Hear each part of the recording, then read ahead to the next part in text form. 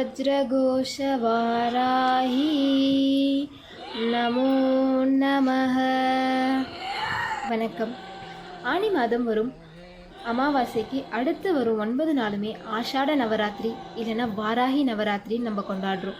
கோயில்களில் இது மிகவும் சிறப்பாகவே கொண்டாடப்படுது. வாராகியின் பக்தர்கள் கண்டிப்பாக வீட்டில் கலசம் வச்சு அம்மாவை நம்ம நினச்சி அவங்களுக்காக விரதம் இருந்து அதை வழிபடும் பொழுது கண்டிப்பாக அவங்களோட அருள் நம்மளுக்கு அதிகமாகவே இருக்கும். கலசம் வச்சு வழிபடுற வழிமுறைகளை தான் இந்த வீடியோவில் உங்களுக்கு நான் சொல்ல போகிறேன்.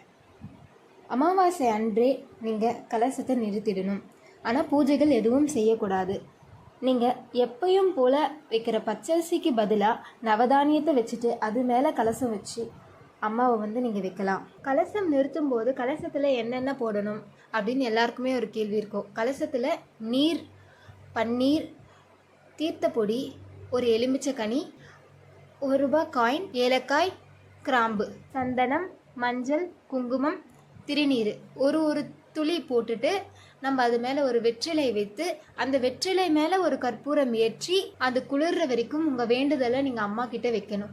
குளிர்ந்த பிறகு மாயிலை வைத்து அந்த மாயிலை மேலே தேங்காயை வைத்து நீங்கள் ஒரு திலகம் இடணும். அதுக்கு மேல் நோக்கி திலகமிட்டு அம்மாவுக்கு பூ வைக்க. மேற்கொண்டு நீங்கள் என்ன அலங்காரம் பண்ணணும்னு நினைக்கிறீங்களோ அந்த அலங்காரத்தை நீங்கள் கலசத்துக்கு பண்ணலாம். 9 நாளுமே உங்கள் பூஜை நேரம் காலை 5 மணிலேருந்து 6 மணி வரைக்குமோ மாலை 5 மணிலேருந்து 8 மணி வரைக்குமோ இருந்தால் ரொம்ப சிறப்பாக இருக்கும்.